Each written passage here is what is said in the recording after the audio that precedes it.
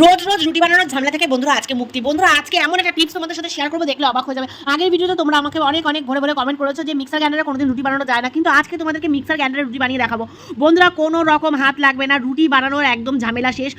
বেলন চাকি ছাড়া কিন্তু আজকে রুটি গোল করে তোমাদের বানিয়ে দেখাবো। কোনো রকম বেলন চাকির দরকার পড়বে না বন্ধুরা। আটা যদি বেঁচে যায় আটা ফেলে না দিয়ে শরীরে যত ব্যথা আছে, যত পুরানো ব্যথা হোক না কেন বন্ধুরা, এই আটা দিয়ে আজকে তোমাদের দূর করে দেখাবো। আজকে আমরা মাছ মাখার সময় কি করি, হাত ব্যবহার করি। তো হাত ব্যবহার কখনোই করবে না বন্ধুরা।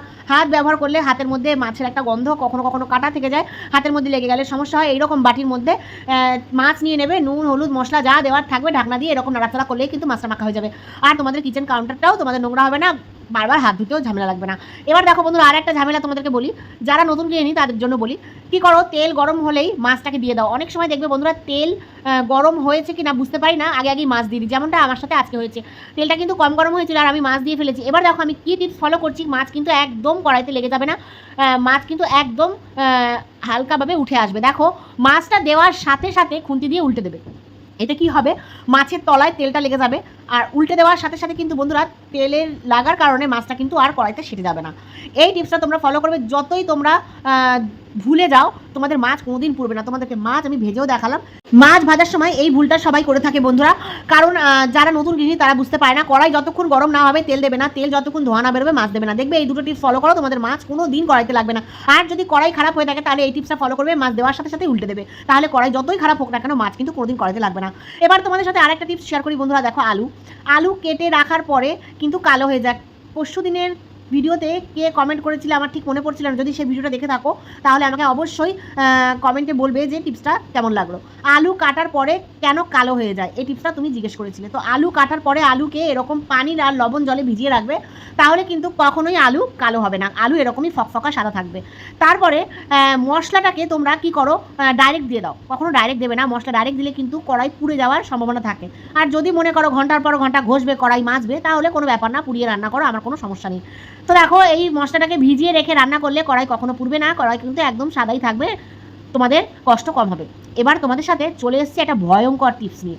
এই টিপসটা তোমরা আগে দেখেছো, কিন্তু আজকে অন্যরকমভাবে তোমাদের দেখাচ্ছি। কিন্তু সেদিনকে তোমাদের দেখিয়েছিলাম এতটা ক্লিয়ার দেখাতে পারিনি, আজকে যতটা ক্লিয়ার দেখাচ্ছি। তো দেখো বন্ধুরা, তোমরা ভরে ভরে কমেন্ট করেছো, যা তা বলেছো আমাকে অনেক, যে কোনোদিন মিক্সার গ্রাইন্ডারে আটা মাখা যায় না। আমি কিন্তু কখনোই বলিনি মিক্সার গ্রাইন্ডারে 100 জনের আটার রুটি হবে, কখনোই বলিনি। বা 20 জনের আটা 30 জনের 50 জনের রুটি করা যাবে, আমি কিন্তু কখনোই বলিনি। আমি বলেছিলাম যদি একটা বা দুটো মানুষের রুটি, যেরকম 5টা কি 6টা রুটি করার তোমাদের টেন্ডেন্সি রয়েছে যে আমি 6টা রুটি বানাবো, তো আটা মাখতে ইচ্ছা করছে না, তখন এই টেকনিকটা তোমরা ফলো করতে পারো। টেকনিকটা হলো গিয়ে, যদি তোমরা 2 হাতা মানে 3 হাতা ধরো আটা নিয়েছো, তাহলে কাপ মাপবে, 3 হাতা আটায় 1.5 কাপ পানি। তো যতটা আটা নেবে তার অর্ধেক পানি নেবে, সেম পানি নেবে না। এবার মিক্সার গ্রাইন্ডারে দেওয়ার সময় পানি, নুন আর তেলটা অবশ্যই দেবে। তেল না দিলে মিক্সার গ্রাইন্ডার ব্লেডটা কিন্তু নষ্ট হয়ে যেতে পারে। তো তেলটা একটু বেশি দেবে, নুন আর পানি দিয়ে ঠিক এইভাবে দেখো। আমি এখন 8খানা রুটি, 8টা কি 10টা রুটি বানাবো আজকে। সত্যি আমার শরীরটা একদম টায়ার্ড লাগছে। বিশ্বাস করো বন্ধুরা, যাদের কাছে যেতে পারছি না তোমরা কষ্ট পেও না। একদম পুজোর চলে এসছে সামনে, আমার এত অর্ডারের চাপ রয়েছে, মানে অনেক ব্লাউজ, অনেক লেহেঙ্গা সালোয়ার, আমাদের বিয়ে আসছে সামনে, আমার অনেক অর্ডারের চাপ রয়েছে। আমি একদম সবার কাছে যেতে পারছি না, শুধুমাত্র যারা কমেন্ট করছে তাদের কাছেই যেতে পারছি। তো কমেন্ট ধরে ধরেই যেতে হচ্ছে। আমি কারোর মানে সাবস্ক্রাইব দেখে আগে যেরকম যেতাম এখন যেতে পারছি না, তো কমেন্ট দেখেই যাচ্ছি। তো তোমরা প্লিজ আমার একটু পাশে থেকো। তো দেখো বন্ধুরা, আমি কিন্তু ওই ভাগে ভাগে 3বার 4বারে করে আমি কিন্তু 3বারে এই এতটা আটা জুটিয়েছি। আর দেখো আমি কতগুলো আটা মেখে নিলাম, সামান্য আটাটা মাখা হয়ে গেছে, সামান্য হাত দিয়ে ডলে নিয়েছি একটু শুকনো পাউডার দিয়ে, মানে শুকনো আটা দিয়ে। আর তারপরে তোমরা যারা লই সমানভাবে কাটতে পারো না তাদের জন্য এই টিপসটা বন্ধুরা, তারা এরকম চাকু দিয়ে কিন্তু তোমরা এরকম যদি লই কেটে নাও, তাহলে সমানভাবে তোমরা চাকু দিয়ে লই কেটে নিলে কিন্তু সমানভাবে প্রত্যেকটা লই বানাতে পারবে। মিক্সার গ্রাইন্ডারে আটাটা কিন্তু খুব সুন্দর মাখা হয়েছে, হালকা নরম থাকার কারণে বন্ধুরা আমি একটু পাউডার দিয়ে, মানে আটার গুঁড়ো দিয়ে আমি কিন্তু আবার মেখে নিয়েছি, তোমরা দেখেছো, আবার বলে দিলাম। এবার দেখো আমি কিন্তু চাকু দিয়ে কাটা শুরু করেছি, কত সুন্দর দেখো, সমান একদম, একটাও বেশি কম না। লইগুলো আমি বানিয়ে নিয়েছি, আর এতটা আটা কিন্তু আমি মিক্সার গ্রাইন্ডারেই বানিয়েছি। তো বন্ধুরা মাঝে মধ্যে এই ট্রিক্সটা ফলো করতে পারো, আমি বলবো না যে রোজ করবে। গ্রাইন্ডার খারাপ হলে কিন্তু আমার দোষ নেই, আমি কিন্তু রোজ করি না, যেদিন যেদিন আমার শরীরটা খুব খারাপ লাগে সেদিন সেদিন আমি এই কাজটা করে থাকি। তো তোমরা যদি আটার পানিটা মেজারমেন্ট ঠিক করে করতে না পারো, যদি মিক্সার গ্রাইন্ডার খারাপ হয়ে যায় আমাকে কিন্তু গাল দেবে না এসে প্লিজ। তো এইটা হলো খেলা, মিক্সার গ্রাইন্ডারে আটার মাখার। জলের পরিমাণটা কিন্তু আন্দাজ করে দিতে হবে, একবার দুবার ট্রাই করলেই কিন্তু তোমরা রেগুলার এভাবে করতে পারবে, অসুবিধা হবে না। কিন্তু আগে তোমাদের এটার প্র্যাকটিস করে নিতে হবে। এবার তোমাদের সাথে একটা দারুণ টিপস শেয়ার করি। যারা মেসে থাকো, বিশেষ করে সোমাকে বলছি, সোমা তুমি মেসে থাকো, সোমা তুমি আমাকে অনেকবার কমেন্ট করেছো, দিদি ভাই আমি মেসে থাকি কিন্তু আমি রুটি বেলতে পারি না, আমার এখানে আটা বেলার জন্য মানে বেলন চাকি থাকে না, সবসময় আমি অসুবিধায় পড়ে থাকি। তো সোমা তোমাকে আমি বলছি দেখো কী করবে, আমি আটা মাখা তো তোমাকে দেখিয়ে দিলাম, গ্রাইন্ডারে এইভাবে আটা মেখে নিতে পারবে। এরপরে তুমি যেহেতু একা থাকো তো দুটো কি তিনটে রুটি তোমার জন্য গ্রাইন্ডারে রেগুলার তুমি বানিয়ে নিতে পারবে।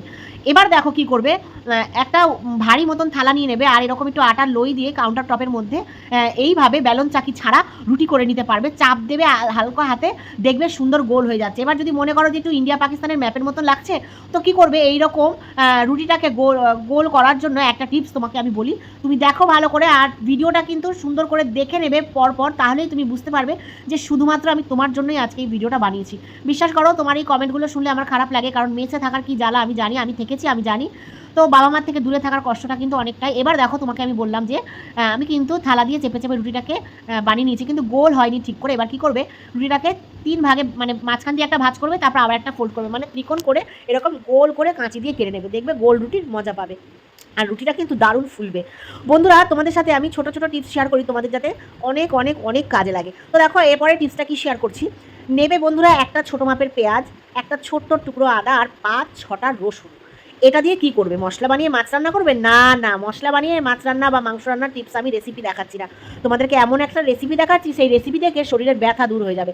ব্যথা দূর করার টিপস বন্ধুরা দেখো, পেঁয়াজ আদা রসুন ভালো করে এরকম থেতে নেবে বন্ধুরা, থেতাটা এমনভাবে থেতবে যাতে একটু খাড়া খাড়া আবার একটু একটু মানে প্লেন হয়, এমনভাবে থেতবে যাতে তোমরা ওটাকে আধা পেস্ট বলে যাকে সেই রকমভাবে। এবার তার সাথে লবঙ্গ নিয়ে নেবে, একটু দারচিনি নিয়ে নেবে, এই দুটোকে ভালো করে গুঁড়ো করে নেবে। লবঙ্গ দারচিনিটা কিন্তু বন্ধুরা ব্যথার জন্য অনেকটা কার্যকরী, তোমরা জানো না যে কোন ভয়ঙ্কর টিপস তোমরা এখন দেখছো। বিশ্বাস করো বন্ধুরা, এই টিপসটা দেখার পরে তোমাদের কিন্তু অনেকটা উপকার হবে। যদি তোমরা এই তেলটা একবার সংরক্ষণ করে রাখতে পারো, মাসের পর মাস থাকবে, ব্যথা দূর হবে। কিন্তু তোমাদেরকে অবশ্যই বলবো তেলটা কীভাবে বানাবে আর কতদিনের জন্য স্টোর করবে, কীভাবে স্টোর করবে, তোমরা আগে দেখো কীভাবে বানাচ্ছি।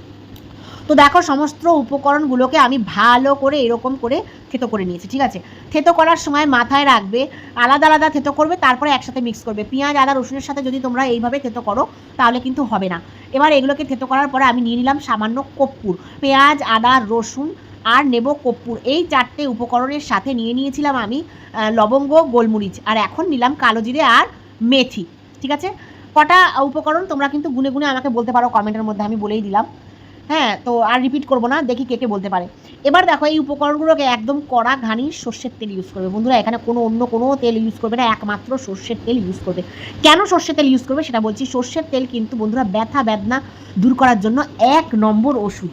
আগেকার দিনে মা ঠাকুমারা কিন্তু বন্ধুরা এরকম সর্ষের তেলের মধ্যে এই রেমেডিটা ব্যবহার করতো। এখন তো নানান রকমের ওষুধ হয়ে গেছে বন্ধুরা, এত ওষুধ হয়ে গেছে, এই ওষুধ খেয়ে খেয়ে লিভার কিন্তু একদম ডিস্টার্ব হয়ে যাচ্ছে বন্ধুরা। এই ওষুধ থেকে বাঁচার জন্য তোমাদেরকে এই টিপসটা বলছি। যদি তোমরা একটু কষ্ট করে এই তেলটা স্টোর করতে পারো বন্ধুরা, বিশ্বাস করো আমি তোমাদেরকে গ্যারান্টি দিয়ে বলবো, যদি তোমরা একবার ব্যবহার করো, আমি গ্যারান্টি দিয়ে বলবো তোমরা বারবার এই তেলটা বানাবে, বারবার বানাবে। আমি বিশ্বাস করো তোমাদেরকে কি বলবো, আমি মেশিন চালাই, তোমরা জানো যারা পুরনো বন্ধু। তো আমার পুজোয় অনেক অর্ডার, আমি বসে বসে আমার ঠ্যাং আর কোমরের অবস্থা কিন্তু একদম যাতা হয়ে গেছে। তো আমি কি করি জানো বন্ধুরা, এই তেলটাকে বানিয়ে রেখে আর ঠিক রাত্রে শোয়ার সময় আমি এইভাবে অ্যাপ্লাই করি। কিভাবে অ্যাপ্লাই করতে হবে সেটা তোমরা অবশ্যই দেখে নেবে আর শুনে নেবে। তোমরা যদি স্কিপ করে দেখো তাহলে কিন্তু কিচ্ছু বুঝতে পারবে না, আর তোমরা ব্যথাও দূর করতে পারবে না। আজকালকার দিনে ব্যথা কার নেই বলো তো, সবার ব্যথা আছে, ব্যথা ছাড়া এই দুনিয়াতে কেউ নেই। তো আমিও ব্যথায়, তুমিও ব্যথায়, সব ব্যথা। এত ভেজাল খেয়ে খেয়ে আমাদের শরীর একদম ব্যথা ব্যথা হয়ে গেছে। তো দেখো বন্ধুরা কী করলাম, এই যে আটাটা দেখতে পাচ্ছ, আমি না 3 দিন আগে আটাটা না রেখেছিলাম, এই সকালবেলা নাস্তা খাওয়ার জন্য 2টো রুটি আটা রেখেছিলাম। এই আটাটা দিয়ে আমি ভেবেছিলাম 2টো রুটি আমি খাবো, বেঁচে গেছিলো রাত্রিরে, করে নেবো ভেবেছিলাম সকালবেলায়, কিন্তু না আমি না ভুলেই গেছি যে আটাটা ওখানে রয়েছে। এবার আমি ভাবলাম কি করা যায়, আটাটা ফেলে দেবো। তখন আমার মনে পড়লো যে না, আটা তো ফেলবো না, আমার তো এমনি এই তেলটা শেষ হয়ে গেছিলো, তেলটা বানাতে হবে, আর তেল বানানোর জন্য তো আমার এই আটাটা দরকারই লাগবে। তো আমি তেলটাকে ভালো করে ছেঁকে নিয়েছি বন্ধুরা, ঠিক আছে। ছেঁকে নেওয়ার পরে এটা কিন্তু যখনই ব্যবহার করবে, তেলটা যখন ইউজ করবে বন্ধুরা তখনই হালকা গরম করে ইউজ করবে, গরম ছাড়া কখনো ইউজ করবে না। গরম যদি করে ইউজ করো তাহলে আরও বেশি ফল পাবে। এবার কি করবে, হালকা হাতে প্রথমে পাটাকে ধুয়ে আসবে, ধুয়ে মুছে নেবে, আর তারপরে হালকা হাতে এটা দিয়ে মাসাজ করবে, এত সুন্দর করে মাসাজ করবে দেখবে ঘুম এসে যাবে, নিজের পায়ে নিজে ডলবে, নিজেরই ঘুম এসে যাবে। এবার কি করবে, এই আটার মধ্যে ওই যে রসুন টসুনগুলো যে দিয়েছিলাম, ফেলে দেয়নি ওগুলো, ওই রসুন টসুনগুলোকে দিয়ে পায়ের মধ্যে সুন্দর করে বন্ধুরা বেঁধে নেবে এরকম সুতির কাপড় দিয়ে। আর তারপরে সারা রাত এভাবেই ঘুমাবে, সকালবেলায় উঠে গরম পানি বা ঠান্ডা পানি যা দিয়ে পারো পাটাকে ধুয়ে নেবে। বন্ধুরা একবার ইউজ করো, তোমরা এসে আমাকে ধন্যবাদ না দিয়ে যেতে পারবে না, আমি গ্যারেন্টি, দিতেই হবে ধন্যবাদ তোমাদের এই রেমেডিটা ইউজ করার পরে। আর যে প্রত্যেকদিন রাতে শোয়ার সময় এইভাবে তেলটাকে মালিশ করে নেবে। যারা যারা এখনো পর্যন্ত আমার সাথে আছো, লাইক কমেন্ট করতে কেউ ভুলবে না, প্লিজ একটা কমেন্ট করে দিবে। সবার জন্য অনেক অনেক ভালোবাসা। আল্লাহ হাফিজ।